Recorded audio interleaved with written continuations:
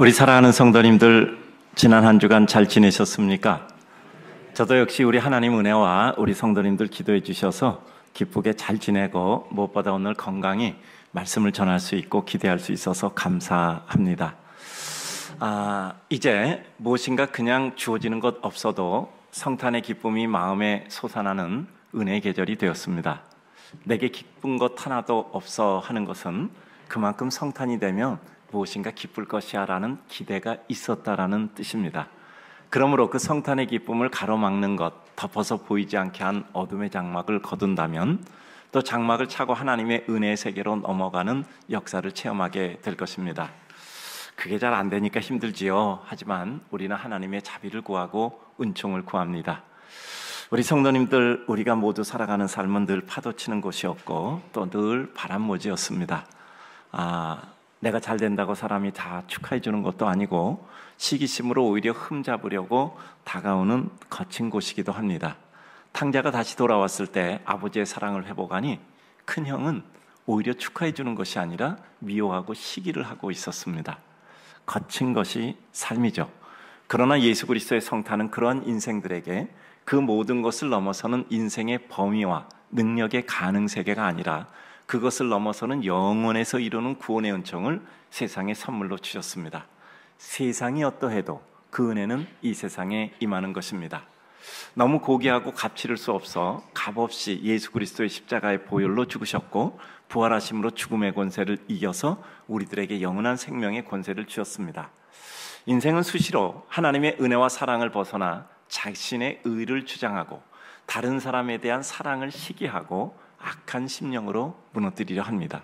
그러나 주님은 그것을 넘는 더 큰 은혜와 사랑으로 우리를 지켜보시다가 결국 그 사랑으로 그 백성을 돌이키십니다.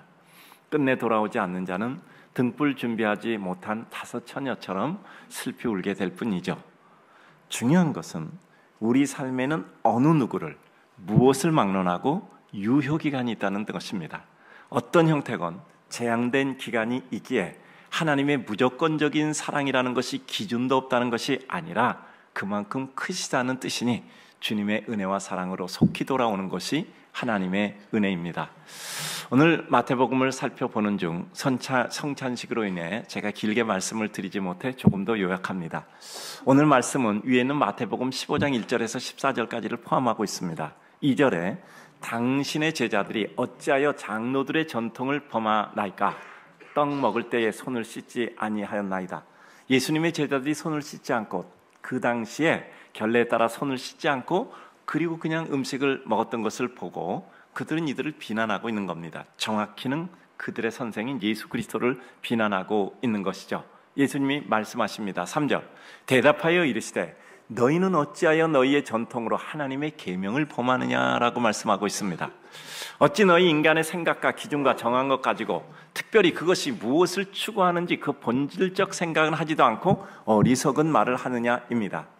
진정한 인생에 대한 사랑과 배려가 아니라 그들을 정죄하려는 그릇된 도구로 삼아 하나님의 의도인 사랑의 본질을 벗어나 엉뚱한 자기 기준으로 다른 사람을 정죄하려는 어리석음에 대해서 말씀하는 거죠.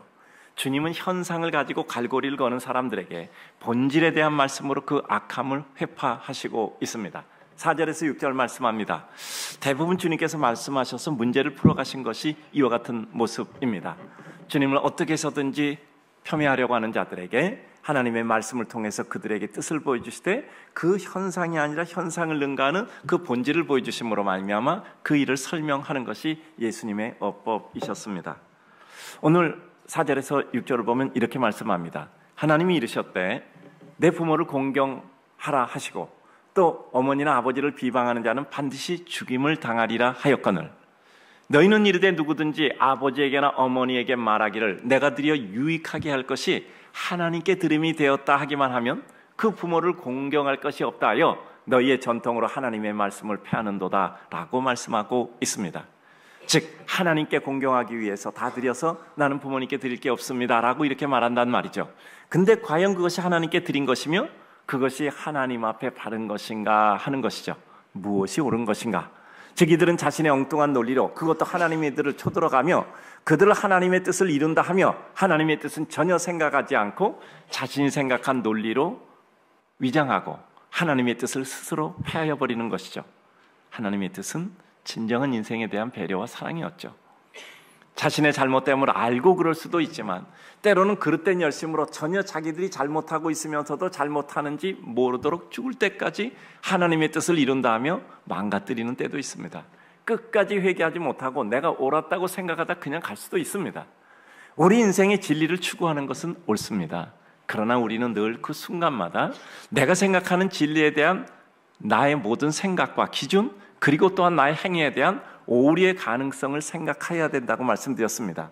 이것은 나 자신에 대해서 믿지 못하고 이루어지는 모든 상황과 삶의 원리와 논리, 삶에 대해서 믿지 못하는 불가지론과는 전혀 달라요.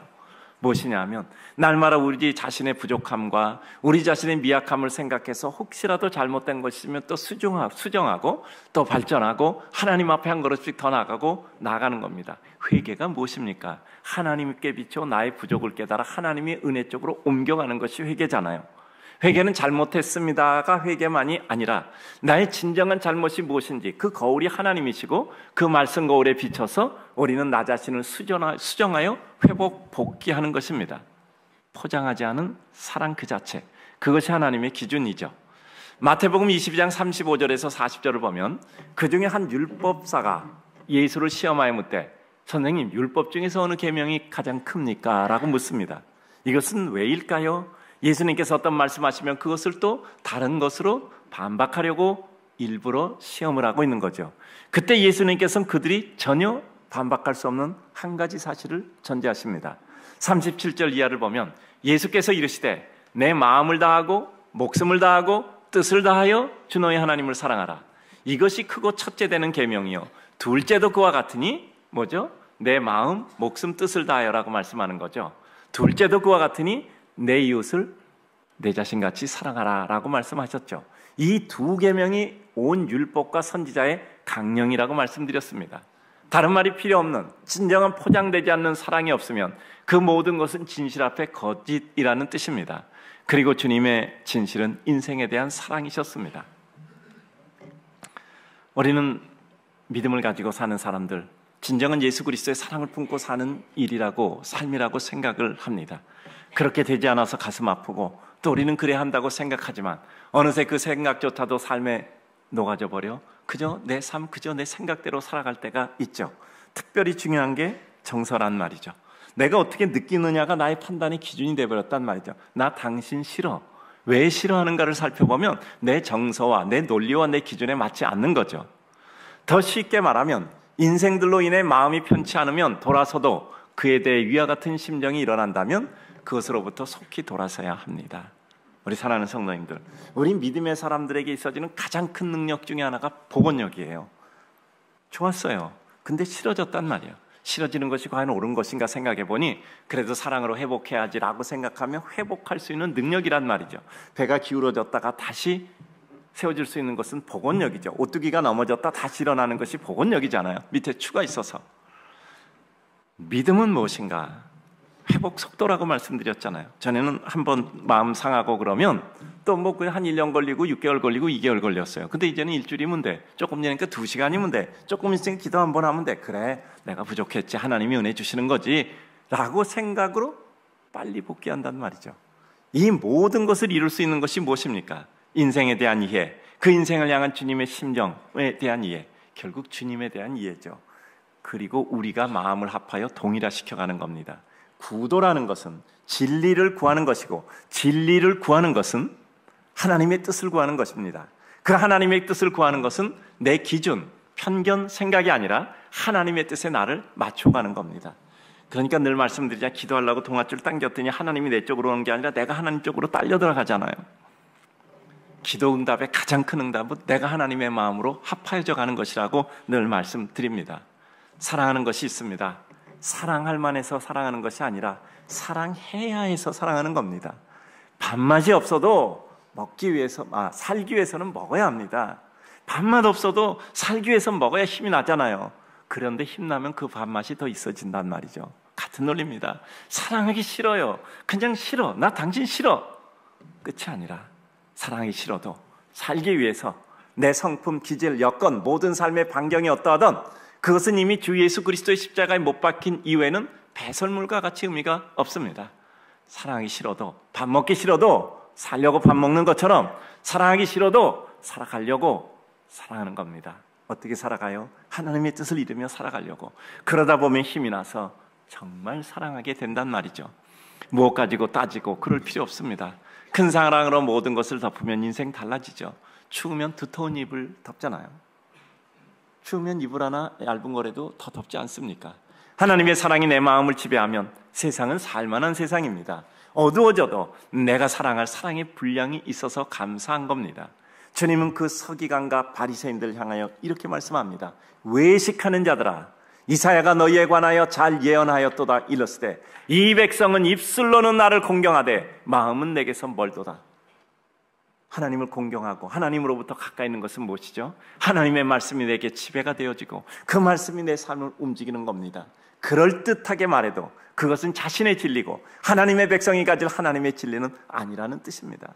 이들은 그럴듯한 논리를 가지고 그들이 공부한 모든 것 가지고 포장했으며 뿐만 아니라 그들이 지키지도 못하는 백성들에게 죄책감과 죄악감을 심어줘 그들이 원하는 대로 끌고 다니려고 했던 이와 같은 사람들이란 말이죠. 우리의 회개는 하나님 앞에 돌아오는 겁니다. 어느 날 내가 꽤 괜찮은 줄 알았는데 하나님 은혜 앞에 비춰보니 내가 정말 형편없는 사람이었던 것입니다. 이것은 내 자아의 붕괴 그리고 사실이 아니라 진정한 내 자아의 모습과 갈 길을 찾은 자의 진실의 발견이에요. 내가 정말 부족하다, 부끄럽다, 정말 내가 이런 누추한 삶을 살았구나라는 건 내가 붕괴되는 것이 아니라 내 진실의 발견을 통해서 내가 다시 구조되어 일어나는 것이란 말이죠. 그때부터 우리들에게 새로운 삶이 시작됩니다. 오늘 이렇게 파악하고 요약해 기억하고자 합니다. 첫 번째, 우리의 삶은 눈에 보이는 것이 무엇인가에 우선하는 것이 있어요. 뭐가 보이는가? 관찰하려면 보이는 것을 보는 게 관찰이잖아요. 관찰해야 파악하고 파악 속의 기준을 발견하고 그 발견한 기준 속에 나를 맞춰가는 것이 우리 삶을 세워가는 구조 작업이잖아요. 그런데 삶은 눈에 보이는 것에 우선할 것이 있습니다. 무엇을 보아야 하는 것에 대한 바른 판단이 우선해야 돼요. 눈에 보이는 것을 보는 것이 아니라 무엇을 보아야 하는가에 대한 판단이 우선돼야 한단 말이죠. 아니 그런 주관적 생각이 옵니다. 아니죠. 여러분 나 안으로 보십니까? 안경 쓰고 보시잖아요. 여러분들이 기질, 성품, 기준 이와 같은 색안경 끼고 보시잖아요. 사람을 볼 때 여러분들의 모든 기준과 성품과 기질과 선호에 따라서 사람을 보잖아요. 예수님의 제자들은 예수님이 십자가에 못 박혀 죽으시고 고난받으시고 그래서 사흘 만에 부활한다는 것을 여러 차례 말씀하시고 죽은 자를 살리시는 것과 같은 예시를 통해서 죽은 자리 살아날 수 있다는 것을 여러 번 보여주셨는데 예수님이 십자가에 못 박혀 죽을 때 그 말씀을 기억하는 사람이 아무도 없었단 말이에요. 들은 적이 없어요. 들은 적이 없어요. 들은 적이. 왜 들은 적이 없을까요? 전혀 생각하지 않았기 때문에 다 스쳐갔을 뿐이에요. 제가 말씀드리잖아요.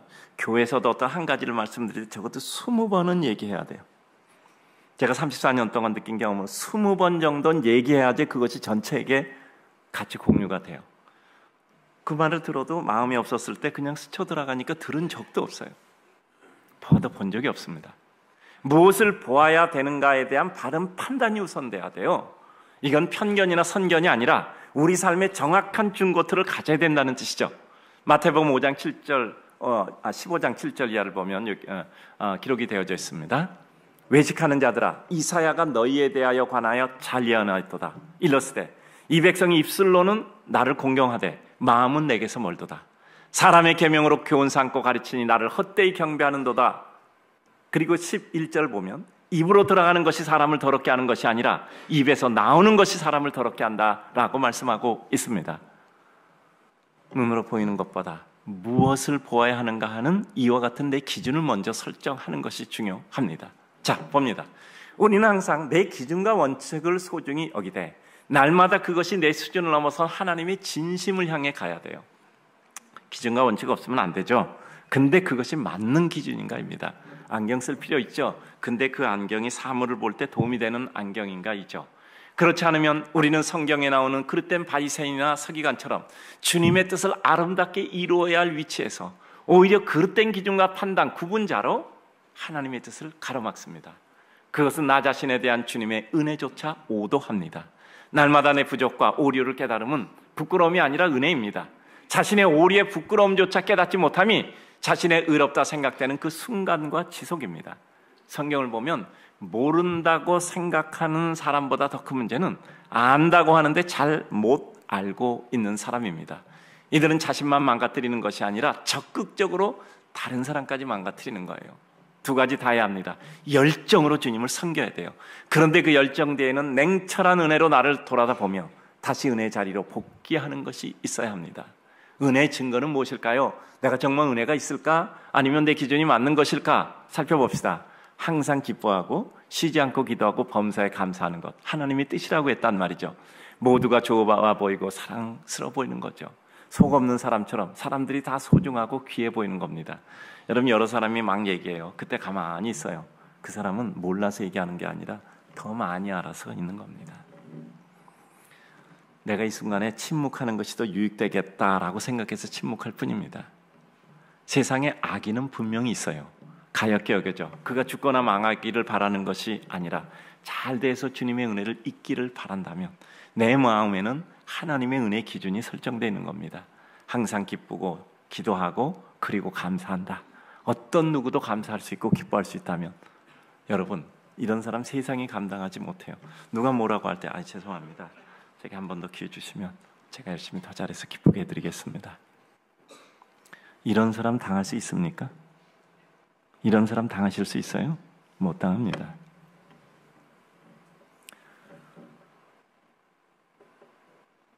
손해 안 보는 사람이 더 커지겠습니까? 손해 보아도 전혀 부족함이 없는 하나님의 공급과 체험을 이루는 사람이 더 커지겠습니까? 계산은 중요하나 가장 중요한 계산은 큰 계산을 하셔야 돼요. 큰 계산을 하셔야 됩니다. 눈에 보이는 것을 판단하기 전에 내 눈에 씌어진 안경이 사랑이고 은혜고 기쁨이고 감격인가 우선 먼저 판별하는 게 중요하단 말이에요.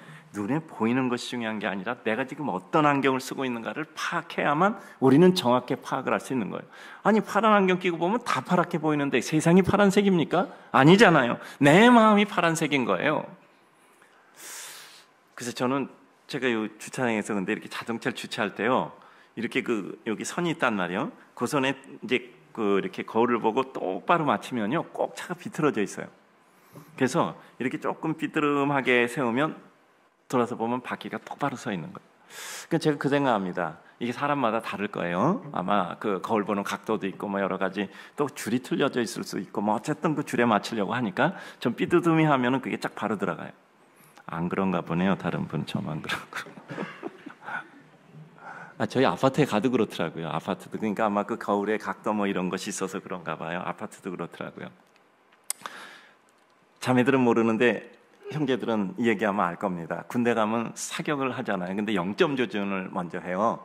그러니까 조준 툴을 통해서 관역을 집중해서 맞추는데, 그게 아주 정관역으로 맞췄다 해도 총알이 이렇게 삐뚤어 간단 말이에요. 그러니까 그걸 갖다 0점 조준한다 그래서 그 관역을 맞추는 이런 그 구조를 만들어가는 거예요. 근데 다른 사람이 그 총 갖다 쓰면 안 됩니다. 왜냐하면 그 각도가 다 틀려지잖아요. 뭐 목이 긴 사람, 짧은 사람, 저 비교적 고개를 트는 사람, 뭐 이런 게 다 있을 거란 말이에요. 그러니까 그 자기 총에 대해서 자기 0점은 자기가 수시로 맞춰놔야 돼요. 다른 총은 새로 맞춰야 됩니다. 누구나 시각과 위치가 다릅니다. 키 큰 사람, 작은 사람, 목이 긴 사람, 짧은 사람, 자기도 모르게 습관적으로 자신의 각도가 있어요. 자신이 쓰는 총은 자신의 각도에 맞춰야 그것이 바로 조준했을 때 바로 갈 수 있을 뿐입니다. 우리는 생각해야 합니다. 과연 내가 오늘도 구도자의 위치에 서 있는 것이 맞는가? 내 생각으로 세상을 바꾸고 인생들을 바꿀 것인가? 주님 따라 그 사랑 이루고, 주님은 나를 사랑하지만 중요한 것 또 한 가지 있어요. 주님은 나도 사랑하는데 내 옆에 사람도 사랑하신단 말이야. 주님은 나를 사랑하지만 내가 싫어하는 그 사람도 주님은 사랑하신단 말이야. 주님은 나만 사랑하는 것이 아니라 다른 사람도 사랑하신단 말이야. 나만 사랑했으면 좋겠는데 그건 아니란 말이죠. 주님은 세상의 모든 사람을 사랑해요. 그렇다면 우리는 나는 그들 중에 하나가 되는 것이 중요하단 말이에요. 그들 중에 하나가 되는 것을 부인하고 나는 그들 중에 유일한 하나가 되기를 원하면 그때부터 우리 마음이 불편해지는 거예요. 점수 매기면 절대 사랑하지 못합니다. 반드시 좋은 점수 맞을 수 있는 사람은 없어요. 소중히 여겨야 됩니다. 보석은 보석을 발견한 사람의 것이에요. 날마다 주변에 돌멩이만 있다고 생각하면 내 눈의 각도를 다시 한번 살펴보셔야 돼요.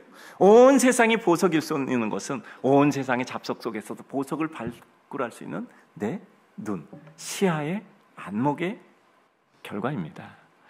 인생 바뀌고 행복해질 수 있고 감사한 거죠. 목이 굽어져서 습관적으로 바닥만 보던 사람이 있다고 합시다. 그래서 계속 바닥만 보면 바닥이 있는 것만 본단 말이에요. 근데 여기다 기부스라도 끼워서 이렇게 올려서 억지로 보면요, 하늘이 보이네, 구름도 있고 새도 날르네, 볼 수 있지 않겠습니까? 제가 아주 오래전에 이런 글을 봤어요. 아이들은 언제나 어린들의 궁둥이만 보고 산다, 그리고 다리만 보고 산다. 그러니까 애들, 조그만 애들이 어디 데려가면 걔네들 다 보는 건 보니까 사람 다리만 보이고 다 궁둥이만 보이는 거야. 키가 작으니까요. 그 글을 읽은 후에 그 다음부터 제가 딱 바꾼 것이 하나 있어요. 여러분도 보시잖아요. 하루 이틀 아니고 정말 제가 10수년 동안 아마 그랬을 겁니다. 지나가다가 우리 아이들 오자 너무 이쁘잖아요. 영야부 유치부 애들도 여기서 내려올 때마다 여러분 보시잖아요. 한 번도 안 그런 적이 없잖아요. 뭡니까? 영야부 유치부 애들 오면 제가 그 바닥에 이렇게 푹 이렇게 눌러 앉아서 애들을 꼭 안아줘요. 왜냐하면 그래야 애들이 저거 눈이라도 맞추고 그렇게 인사할 수 있잖아. 제가 키가 큰데 걔 위에서 이렇게 하면 걔네들이 이렇게 봐야 되는데 그거 힘들단 말이에요. 그래서 아이들과 저는 바닥에 쭈그리고 앉아서 하나하나 안아줍니다. 그래야 아들하고 눈을 맞출 수 있잖아요. 아이들은 제가 인사하면서 제 정강이나 허벅지 바지 주름밖에 못 보면 어떻게 해요? 목사님 얼굴이라도 봐야지. 요새는 목사님하고 오는 애들도 많아요. 제가 아이들이 오면요, 그래도 목사가 어른들하고 좀 악수 좀 해야 되지 않겠습니까? 제가 목회하는 목사인데 그래도 와서 우리 성도들 손이라도 잡아주고 또 이름이라도 불러주고, 이름 부르면 꽃이 되잖아요. 그러면 우리 성도님들 또 이렇게 악수도 하고 하면은 얼마나 기쁘겠어요. 근데 아이들이 오면 저는 우선적으로 제가 아이들 먼저 앉아줘요. 뭐 어른들 지나가는 건도 가슴은 아프죠. 저는 늘 요즘 이런 생각을 하고 있는 거예요. 그 아이들이 어느 날 어른들이 될 거예요. 그 아이들이 어른들이 되었을 때 과연 이 교회는 얼마나 많은 성도들이 예배를 드릴까 하는 생각 듭니다. 저는 멀리 보잖아요. 많지 않으리라고 생각합니다. 그때 그 아이들이 살다 보면 이전에 생각하지 않습니까? 그럼 그때 우리 목사님이 한 번도 아니고 지나갈 때마다 나를 꼭 안아서 이렇게 안아주셔서 인사하고 잘 지내니? 재밌었니? 제가 꼭 이렇게 얘기를 하거든요. 지금 흘러가는 것 같아도 그들의 기억과 추억과 잔상 속엔 분명히 한 자락이 남아있을 겁니다. 그때 생각해서 내가 교회 다시 가야지, 그런 생각 나지 않을까 하는 생각이 있습니다. 그래서 꾸준히 끝까지 앉아서 인사해 주는 거예요. 적어도 우리 좋아하는 거 있잖아. 30년은 바라보고 한다 그랬잖아. 적어도 30년 뒤에 아이들이 그런 생각 한 번이라도 해서 교회에 또 자리 잡을 수 있겠지 하는 생각입니다. 또 아이들이 이쁘기도 하고요. 우리 성도님들, 사람이 눈높이가 다 달라요. 사랑은 내 눈높이에서 하는 것이 아니라 그의 눈높이에서 볼 수 있도록 해주는 거예요. 늘 말씀드리잖아요. 부모는 자식을 사랑해요. 근데 자식은 그것을 사랑으로 받지 못하고 상처로 받는단 말이에요. 왜냐하면 각각의 눈높이가 달라서 그래요. 부모는 체험을 했고 자식은 체험하지 못했잖아. 제가 청년들한테 자주 말한다 그러잖아요. 아니, 언제 부모 노릇해봤냐? 언제 부모 노릇해봤냐? 부모도 미숙하다. 그래서 너희들에게 상처 주고, 그래서 너희들과 달리 마음 아픈 일을 겪는 것이다. 여러분, 가장 가까운 사람이 상처받는 거예요. 먼 사람은 상처 안 받아요. 가장 가까운 부모, 자식, 가장 가까운 부부, 가장 가까운 형제, 자매, 가장 가까운 성도들끼리 상처를 받는 겁니다. 그런데 어느 날 우리가 다시 한번 생각해 보면 우리 인생에 대한 이해의 마음, 사랑의 마음이 들면 우리 마음이 또 달라지는 것이 있습니다. 두 번째, 한 가지만 더 생각합니다. 본질을 보아야 합니다. 본질을 보는 눈을 뜨고 키워야 합니다. 11절, 입으로 들어가는 것이 사람을 더럽게 하는 것이 아니라 입에서 나오는 그것이 사람을 더럽게 한다라고 말씀하셨죠. 제자들이 손 좀 안 씻어서 그것이 결례가 어긋나서 그들이 율법을 범해서 그들이 이 세상에 죽어 마땅한 자가 아니라 정말 입으로 들어가는 것이 더러운 것이 아니라 그 입에서 나오는 것이 정말 더럽다고 말하는 거죠. 16절 이에서 말씀하잖아요. 예수께서 이르시되 너희도 아직까지 깨달음이 없느냐? 입으로 들어가는 모든 것은 배로 들어가 뒤로 내버려지는 것을 알지 못하느냐? 입에서 나오는 것은 마음에서 나오나니 이거야말로 사람을 더럽게 하느니라 라고 말씀했단 말이죠. 마음에서 나오는 것은 악한 생각, 살인, 간음, 음란, 도둑질, 거짓 증언과 비방이니 이런 것들이 사람을 더럽게 하는 것이요 씻지 않은 손으로 먹은 사람을 씻지 않은 손으로 먹는 것은 사람을 더럽게 하지 못한다라고 말씀합니다.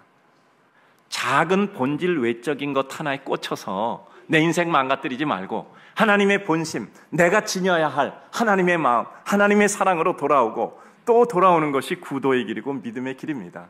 어느 것이 더 큰가, 어느 것이 더 맞는가에 대한 준거를 내 기준 원칙 설정이 옳고 바르게 돼야 돼요.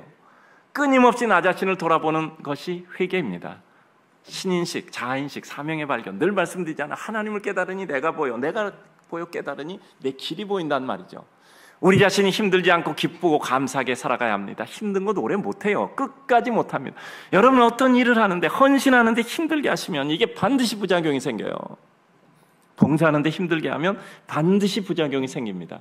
왜 힘들고 어렵게 하면 부작용이 생긴지 압니까? 힘들고 어려워서 거기서 보상 심리가 생기는 거예요. 내가 힘들고 어려웠으니 내가 무엇인가 보상을 받아야 되겠다는 심리가 생기는 겁니다.